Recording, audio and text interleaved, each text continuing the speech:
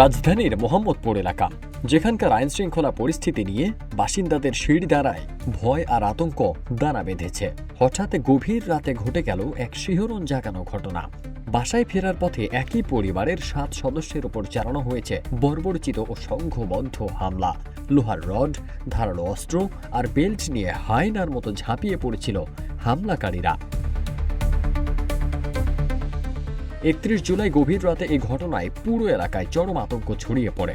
ভুক্তভোগী পরিবার সূত্রে জানা যায়, রাতে বাসায় ফেরার পথে অতর্কিত এই হামলা চালানো হয়। হামলাকারীরা এতটাই বেপরোয়া ছিল যে তারা পরিবারের 3 ভাইকে মারাত্মকভাবে জখম করে। তাদের একজনের মাথায় গুরুতর আঘাত করা হয়, আরেকজন অচেতন হয়ে পড়েন। শুধু তাই নয়, আহতদের রাস্তায় ফেলে মধ্যযুগীয় কায়দায় নির্মমভাবে নির্যাতন চালানো হয়। বর্বরচিত এই হামলার সময় এক মা তার সন্তানদের জীবন বাঁচাতে হামলাকারীদের পায়ে ধরে আকুতি জানান, কিন্তু পাষণ্ডদের মন গলেনি। উল্টো তারা পরিবারের নারী সদস্যদের উপর চড়াও হয় এবং মারধর ও শারীরিকভাবে লাঞ্ছিত করে তাদের। ভুক্তভোগীরা জানান, হামলাকারীরা মদ খেয়ে সম্পূর্ণ মাতাল ছিল। তাদের আচরণ ছিল পুরোপুরি উন্মত্ত মাদকাসক্তদের মতো। কারো কোনো কথাই শুনতে চায়নি তারা। উন্মাদের মতো সামনে যাকে পেয়েছে তার উপরে পৈশাচিক হামলা চালিয়েছে।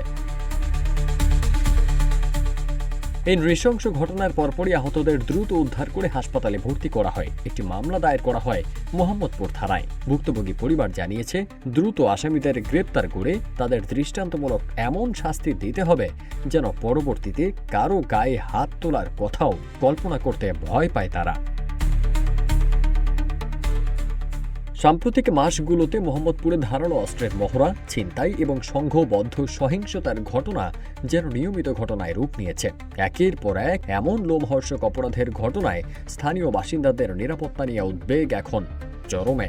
এই বর্বরচিত হামলার ঘটনায় জড়িতদের দ্রুত আইনের আওতায় এনে দৃষ্টান্ত স্থাপন করা না হলে পরিস্থিতি আরও ভয়াবহ হতে পারে বলে আশঙ্কা করছেন এলাকাবাসী।